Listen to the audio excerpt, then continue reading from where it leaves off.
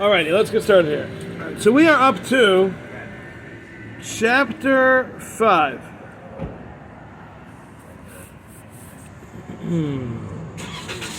Which, according to Jody, is on page 300. Yep, and 301 for those of us that... 301. Okay.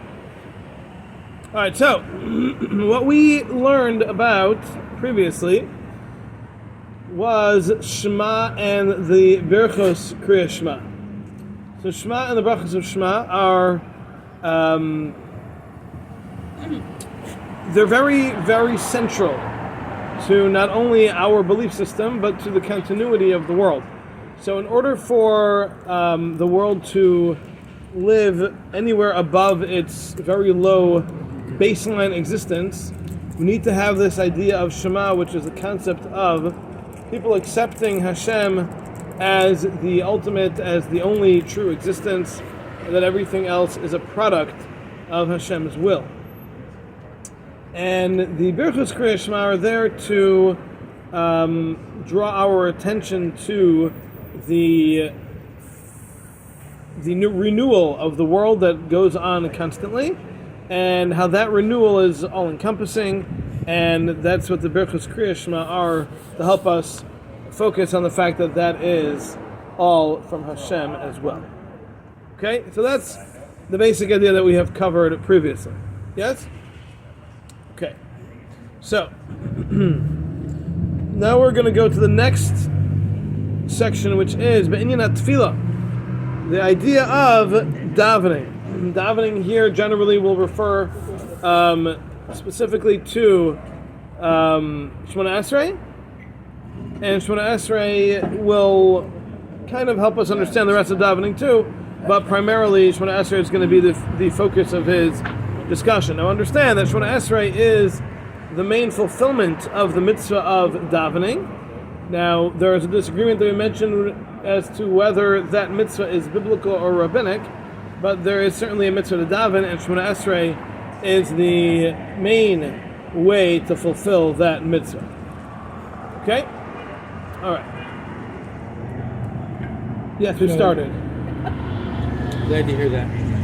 So, is the Shema, which we of course we daven in chakras and Maru, obviously that's included, or you're not? I'm not sure why you're saying Shemona Esrei the way you're saying. Is Shema included? Okay, so Shema and Shemona Esrei really have two different purposes. They have two different things that they accomplish, and they are two separate responsibilities that are really not related. Okay. Shema is to be once a day and once at night. Shemona Esrei is to be 3 times throughout the day and night. But you're using the word prayer as if to suggest... Shema is not prayer. Shema is not prayer. Right, we're not asking for anything in Shema. Prayer always means you're asking for something? Well, what we are referring to here for prayer, yes. Okay. So it's a mistake to think of the Shema as a prayer?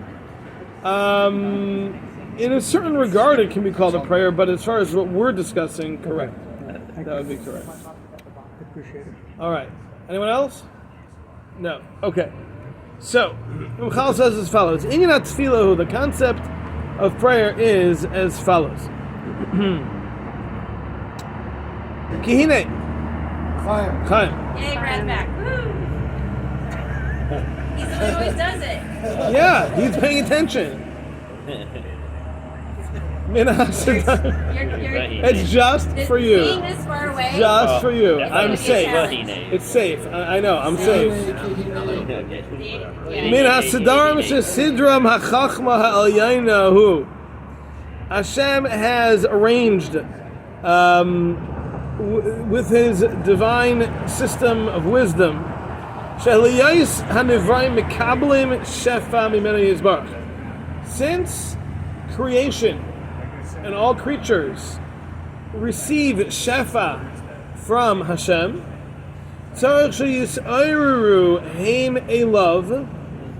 they need to arouse themselves to Hashem, and become closer to Him, and seek Him out. Ukafiha his samlai, and based on this degree of arousal that Klal Yisrael has for Hashem, Kain yimashech aleim shefa. So will be the shefa that reaches down to us. The imlayis ayru, and if we are not aroused to Hashem, lo yimashech lahem, then this shefa will not come down to them. So, what he's saying is that we've already described earlier that shefa is directly related to our actions. The things that we do directly correspond to the degree of shefa that comes down to us. Now, this doesn't need to be that way, but Hashem in His wisdom decided that that's the way it needs to be for the purposes that He has for this world. So therefore, having simple handouts of shefa, and everything is just good and everything is great all the time, would defeat the ability for the world to reach its purpose. So therefore Hashem required that the shefa be related to our actions, and as he mentions here, there's a second step to that. Not only are our actions necessary to bring the shefa, but our davening and thereby connecting to Hashem is also necessary for that shefa to come down. Now, yeah. Is this shefa activated through tefillah intellectually or emotionally? Is shefa coming down through tefillah activated intellectually or emotionally? Meaning, can I just say the words and not really have... Saying the words without thinking about them, yes. Is that going to accomplish the same thing? Okay, so I'm going to try to answer that question based on the way he says it here. And just because I haven't finished this whole section yet, so I don't know if he's going to address your question specifically, but based on the wording that we just read, the idea of tefillah is that we are aroused to Hashem and we come closer to Him and we seek Him out. I can't imagine somebody simply reading empty words of davening without internalizing or thinking about them is going to get that at all. That's my thinking, right? Because the goal here is to come close to Hashem. It's not like hocus pocus that you say the words and poof, you're there. It doesn't work that way. Now, don't confuse this with the halachic question of does one fulfill their obligation of tefillah by simply saying the words. That's a separate question, not to be related to this. But as far as what he's describing, I can't imagine that it works without it being an emotional experience.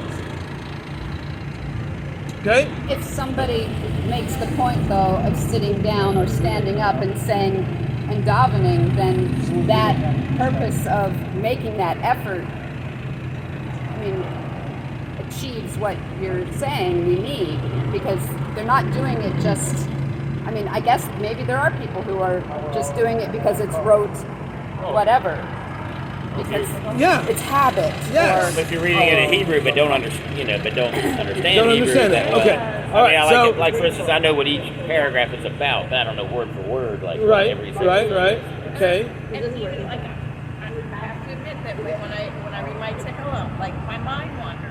I like having shorter songs because, like, I mean, my mind just wanders, and it's not because I don't want to be paying attention. It's not that I don't love it or that I don't have respect for it, but yes, my mind wanders. Okay. All right. So And let me just clarify. Just, like, Yeah, for sure. All right. So let me clarify the concept over here. There is a requirement to daven. Now, you actually can fulfill that requirement to daven, even if you don't understand the words that you're saying. Now, in order to accomplish what we're trying to accomplish here, in this specific regard, there has to be, again from what he's saying, there has to be that emotional connection that is being achieved by davening. And if a person is simply reading words without giving any thought to it, and with it just being a matter of rote, then that's probably not going to accomplish anything. At the same time, a person can go through the effort and say, I don't know what I'm talking about, but I'm going to do this because I know these are the words that connect us with Hashem. And in doing so, I'm going to make an effort to connect with Hashem, even if I don't know what they are. That itself could work as well. Will it be to the same extent as someone who understands every word and is emotionally experiencing that connection? Probably not, but certainly it can accomplish. Now, the thing is that Shemona Esrei, in particular the first bracha of Shemona Esrei, is unique in that if a person does not focus on those words while they are saying them, they actually need to repeat it. And you don't fulfill your obligation of davening Shemona Esrei if you said those words without thinking, which is not true of other parts of davening. Not even true of other parts of Shemona Esrei.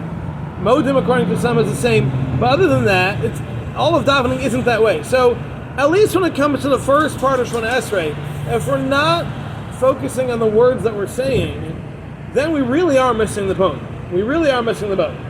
Now, if a person's saying Tehillim, and they're not focusing, is it less accomplishing? Sure. Is it still accomplishing? Yes, it's still accomplishing, even though you're not necessarily focused.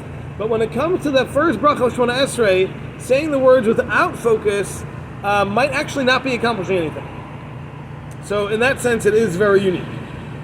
So let's try to focus our conversation on specifically Shemona Esrei, because I don't want to extrapolate from here to anything else, because it's not necessarily applicable to any other part of davening. This is specifically about Shemona Esrei. Concept, even with Shemona Esrei, of Stam Kavana? Say that again? Isn't there with Shemona Esrei the concept of Stam Kavana? Like if someone would interrupt you and ask you what you're doing, you say, I'm davening in Shemona Esrei. It's called Stam Kavana. At least in terms of the seal. No, I was told that does not apply to Shemona Esrei. That will apply for the halacha mitzvah tzrichas kavana. The mitzvahs need to be done with intention, and stam kavana helps for that. This is not about kavana. This is about focusing on the words that you're saying and thinking about them as you're saying them. It's not going to help for Shemona Esrei. But in terms of fulfilling the seal for Shemona Esrei, that's what I was told. Stam kavana, as far as I know, does not help to fulfill the first bracha of Shemona Esrei. You actually have to be focusing on the words. So it's right now, the first bracha alone, no? Some say modim also, some say not. Okay. Alright, thanks. Okay. All right, so I just want to point out that Ramchal writes in other places that the davening that we have today is in place of the karbanos that took place in the temple way back. And those very clearly worked to bring down the shefa. That's what karbanos are all about. Karbanos are all about bringing down the shefa. And we today don't have that, but as the prophet tells us, when the shalma parmasavasenu, our lips, will take the place of the cows, meaning that the sacrifices can be replaced and have been replaced by the words of our mouth, the words of prayer, and that is what we are describing over here. Okay. Okay, so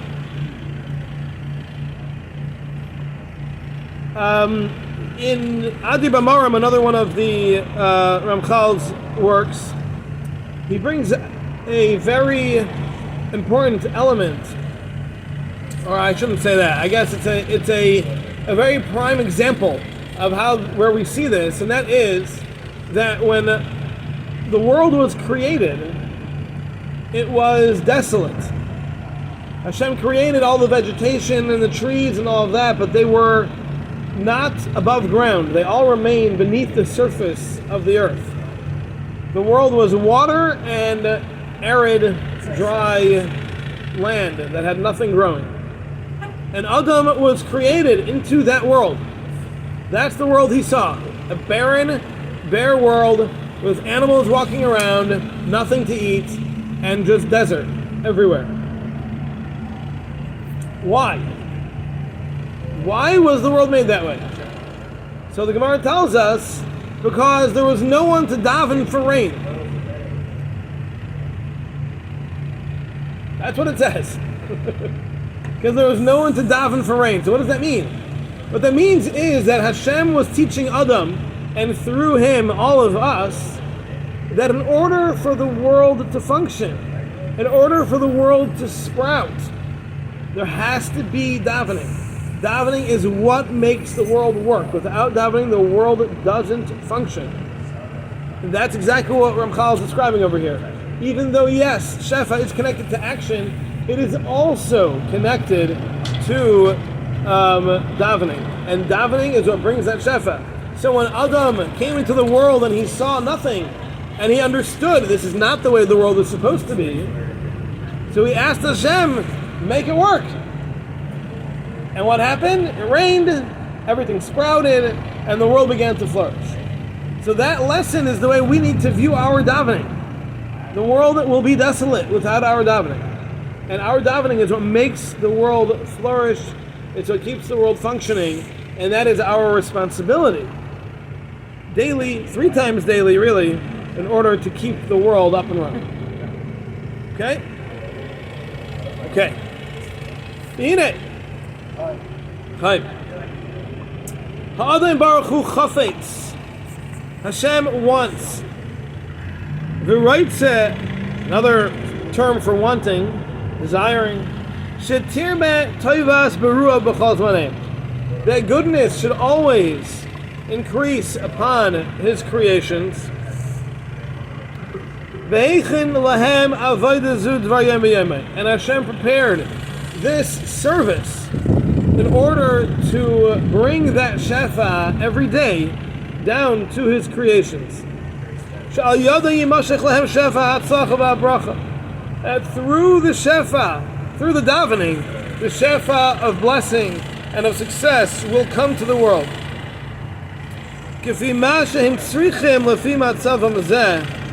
Based on what they need for their current circumstance, here in this world.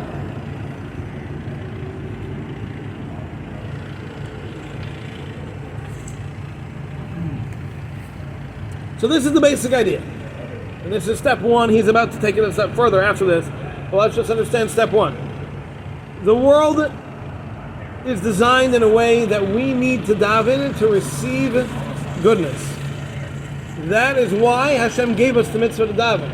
He said, this goodness is going to be dependent on you, and here's how you do it. Daven 3 times a day, the shefa will come, and the world will be good. And that's what He wants. He wants the goodness. Always. Okay, now, that's step 1.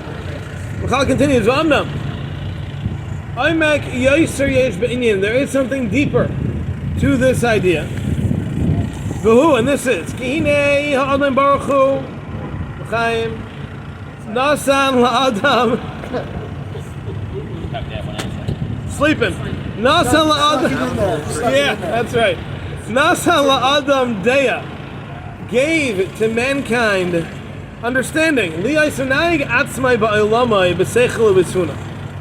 That a person can run the world, can run himself, can do things the way he wants to do things with his own wisdom. V'hamis hamasa alav. How does it translate this word here? Actually, I'm curious. Where we're up to? Caring. Yeah. Is anyone following? For caring. No. Can I have that, please? Oh, guys, everyone's like frantically looking through. Where are we up to? Responsibility. We're a base. All right, hold on. I'm looking. Base. Vehemis. Not like from a lashon of like the us, like almost disgusting, like ma'us or.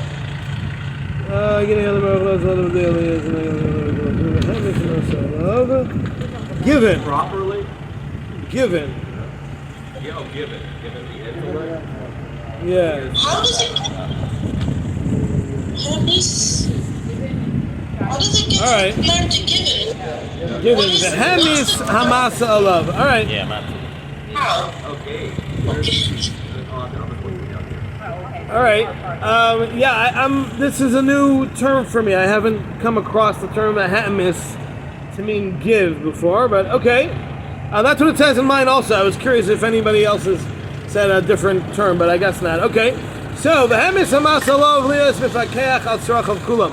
Hashem has given this burden upon mankind to take care of themselves. We are capable of taking care of our own needs. This is part of our design. Hashem gave us the abilities that we need to survive and to make it through this world. All of the knowledge and wisdom that we need for that is given to us. Now, this idea is predicated on 2 points. Number 1,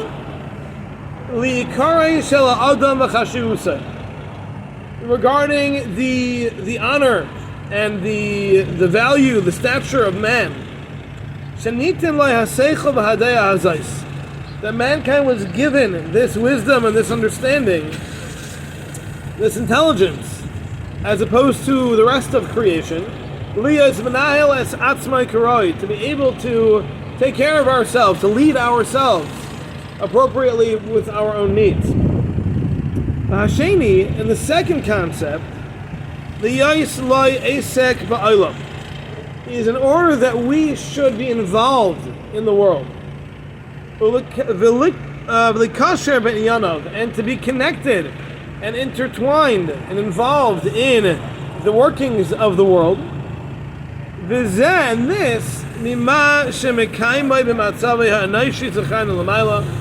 this is from the fact that Hashem designed mankind to exist in this physical world and is required to interact with this physical world in order to live.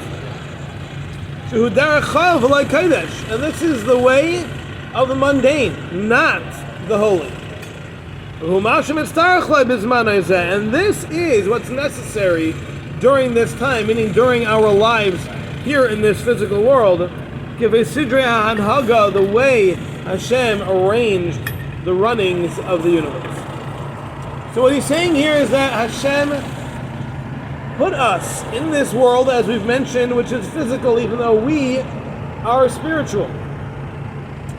And nevertheless, he put us into a physical body, and that physical body requires physical sustenance in order to continue to house our spiritual neshama. And the reason Hashem made us in a way that we can take care of ourselves was in order to necessitate our taking care of ourselves. And that means that we have to involve ourselves in the physical world. We have to do all the things that we need to do in this physical existence in order to be involved in it. And that is all part of the design that Hashem made. Now, we have mentioned previously that the goal of that whole process is to elevate the world. By our using the world for the right reasons, we are able to elevate the world around us. And that is part of the design of the universe, that we should use the world around us in order to elevate it by our using it for all the right reasons. That's the goal. Okay? Yes, we're fine. The pen ran out. I noticed. Did you? Yeah, I did actually. About 10 minutes ago. Every word you said. The pen ran out. All right. Well, it's recorded. You can transcribe it later. Okay, keep going. Okay. All right. So this is the basic idea. Basically, the world is here in order to be uplifted, to be raised through our actions. And therefore, Hashem made that our lives are dependent upon those actions to make the world function, and that the only way we can live is through our involvement with the world, and that is how the world will be raised up. Okay? Good? All right. Mean it. I am. Zeb emes mitzad echad yuridalai ulinyanai. On the one hand, this is actually a lowering. It's not a good thing in a sense. Because as we've described, being spiritual and then being trapped in a physical body and being forced to interact with the physical world is certainly a lowering. Because, well, just because, right? That by definition is lowering. Aval hi yerida mitzderech haslai. But nevertheless, this is a necessary lowering. It is necessary decline for mankind. And this is what causes the rising up that happens afterwards, as we described earlier. Meaning to say, the idea of our existing in this physical realm is only for our benefit. Certainly it is a decline in our stature. Being spiritual and then being lowered into a physical world is certainly a lowering. Nevertheless, it gives us the ability to raise our spiritual level in a way that we wouldn't be able to otherwise, which is what we learned about way back in the very beginning of this Sefer. We learned about how when a person, a neshama, is contained within a body, that body is able to grow and be elevated, and we collectively are able to get the whole world to go through that same process of being elevated through our actions. So, the ability of the spirituality to grow within us is only because of our existence here in the physical world. So yes, it is a decline. It is not a good place to be, so to speak, on the surface. Nevertheless, it is ultimately the only way that we can rise up, be elevated, and to grow spiritually, and that is why we are here. Yes? Ulam, however, the same way this decline of being physical is necessary in this world, we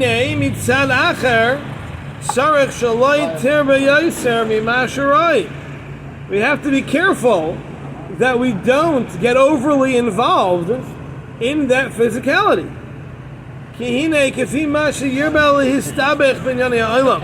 Because the more a person gets involved in the physical things of this world,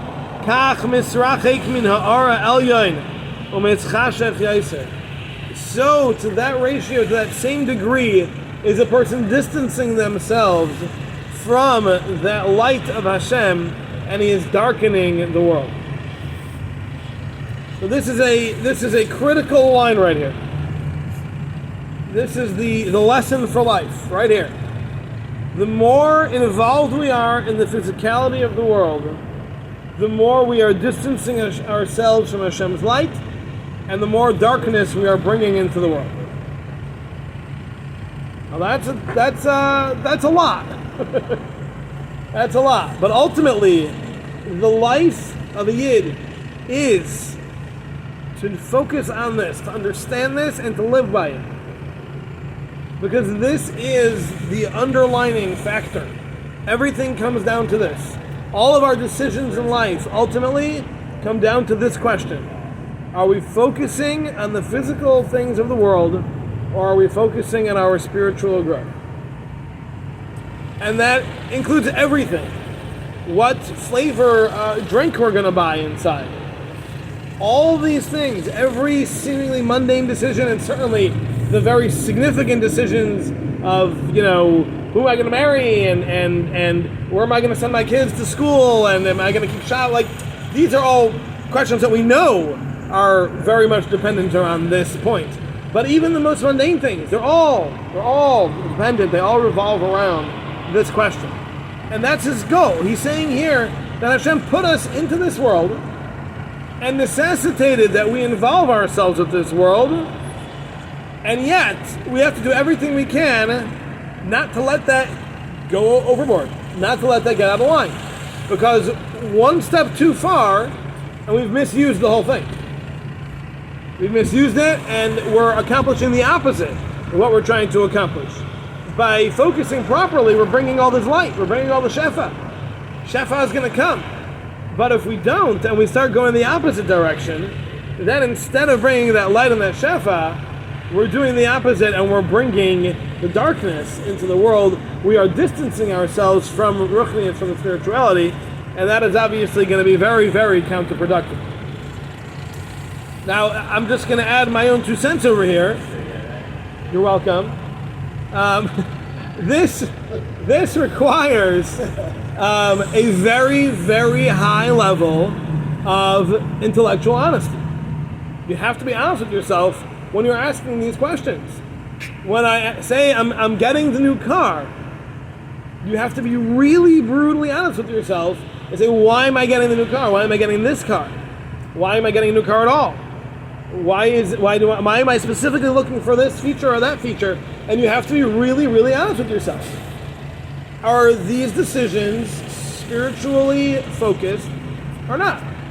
Now, if you say the answer is yes, they are, you're probably fooling yourself. And you have to cut yourself. That's the problem. What? I like to go to davening in a comfortable fashion. Right. Yeah, Yeah. yeah. Your shoes are comfortable, right? Depends on what shoes you get. All right, so get comfortable shoes. They'll get you to shul comfortably. Now listen. I'm not saying here that people need to be perfect and need to be completely removed from everything in this world. That's not absolutely necessary. What I'm saying is that we need to at least ask ourselves the question and try to be as honest as possible when we answer, and we say, I'm doing this because of X, Y, and Z motivation. Is that really your motivation, or is that a 1% that you put as a cover over your actual motivation? You just have to ask yourself the question. Yes. Can you say, or have you been to Mea Sharm or B'nai Brak? I have.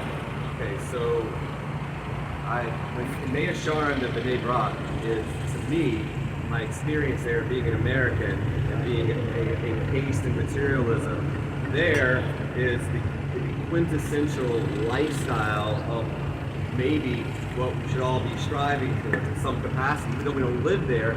Because in my opinion, when I was there, I was like blown away by the level of simplicity, not the anti-materialism, but the lack. The two people I ate by Shabbos, they just didn't need it. They didn't, and the way they carried out their affairs was in a wonderfully, beautifully simple fashion, and it seems to all orbit around what the Ramchal is saying. Yeah, absolutely. So is that the? I'm asking. Is that the goal? Is that the ideal? Is that the ideal? Yiddishkeit? Okay, so what Stephen is asking is the ideal life for a Jew to live with the bare minimum. That's your question. And the answer is absolutely, that is. Nevertheless, that doesn't necessarily mean that is your particular lot in life. Okay, that was going to be my next question. It's not necessarily your lot in life. Everyone is given a design for their lives that is very, very specific and tailor-made for them.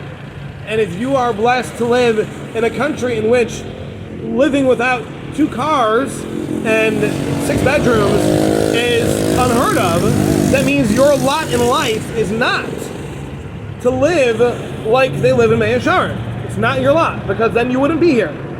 Hashem would not have given you the affluence. He would not have put you in that situation, because it's not what He expects of you. Because to walk away from that and go to that is usually unreasonable. So that would not be Hashem's expectation. We find throughout the Gemara where it describes many of our sages, some of them were pitifully poor with absolutely nothing, and others were fabulously wealthy. Fabulously wealthy. Rabbi Yehuda. Yes. So how do you do it? How do you work with what the Ramchal is saying if you're given wealth and you live in an affluent society? So how do you do what Ramchal is telling you to do? The answer is you do exactly what Rabbi Yehuda Hanassi, you do what he did. He was so wealthy. The Gemara says he had 400 donkeys to carry the keys to his warehouses. Okay? We're talking about wealth that's not within our understanding, okay? How did he live? At the end of his life, he says he raised his hands and he said, Hashem, you can testify that these 10 fingers have never taken pleasure from this world. What does that mean? What do you mean? He never felt anything good in his life? Of course he did. The answer is that it all depends on your focus. His focus was always spiritual growth. It was always mitzvahs. It was always Torah. That's all he focused on. Now mind you, he was the political leader of the Jewish people. He was a confidant and close friend of the Caesar. He was living in one of the most turbulent times in Jewish history. He was fabulously wealthy. And yet, his focus in life was solely serving Hashem. So yes, he had wealth beyond any of our imaginations. And yet he was able to live with his focus being completely on the spiritual growth that he was capable of. Which means that he wore fine clothing, but not for himself. He wore fine clothing because he wanted to show the grandeur of Torah. He represented the leader of Torah. So that needs to look respectable. In the Beis HaMikdash, where Hashem has all of his representations going on, things are made out of gold. Things are made out of silver. Things are made, they have to be kept up and perfect, or else they're not usable. Why? Because there has to be a certain status that they represent. So there has to be that gold to show the value of what we're dealing with. And that's how he lived. And yet, as the Gemara tells us, he cut off the heels of his shoes. So he could be walking barefoot and feel that every step of the way. So he wouldn't get carried away with his wealth and affluence. And one time somebody saw him walking in the sand and he saw the blood, with his footsteps, and that's how they found out. We're talking about having that right focus in life, and that's what it's all about. So we should not aspire to live lives that are unrealistic. That's not the goal. Is that the ideal? For people who are in that kind of life, yes. For people who are not in that kind of life, no, that should not be the goal. But the goal always has to be what Ramchal says over here, and that is to make sure that every decision that we make is keeping this line in mind. The more a person becomes intertwined and entangled in this world, so will he be distancing himself from the light of Hashem, and is bringing more darkness into the world. That's got to be our focus. Yes. Can I share a story I heard about Rabbi Yosef from his daughter about this? Sure, go ahead.